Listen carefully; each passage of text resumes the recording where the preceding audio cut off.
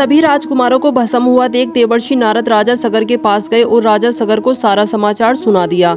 नारद की बात सुनकर राजा कुछ क्षण के लिए तो शोक में डूब गए, लेकिन फिर उन्हें भगवान शिव की बात याद आई तो उन्होंने अपने पोते अंशुमान को बुलाकर कहा, बेटा मेरे असंतुलित तेजस्वी 60,000 पुत्र मेरे कारण ही भस्म हो गए हैं तथा धर्म की रक्षा और प्रजा के हित के लिए मैंने तुम्हारे पिता का भी परित्याग कर दिया है।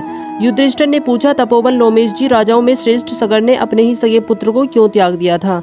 लोमेश जी बोले, राजन, राजा सगर की दूसरी रानी सेव्या ने एक पुत्र को जन्म दिया था जिसका नाम असमंजस था। वह अपने राज्य के कमजोर बालकों को यदि वे रोने या चिल्लाते दिख जाते तो उनको गला पकड़कर नदी में फेंक देता था। इससे उन बच्चों की मृत्यु हो जाती थी। सारी प्रजा राजकुमार असमंजस से भयभीत रहने लगी थी। जब मुझे असमंजस के इस कार्य के बारे में ज्ञात हुआ तो राजा ने प्रजा के हित के लिए अपने पुत्र असमंजस को राज्य से निकाल दिया और उसका परित्याग कर दिया। यदि राजा ऐसा न करते तो उनके पुत्र धीरे धीरे राज्य के सभी बच्चों को नदी के जल में डुबो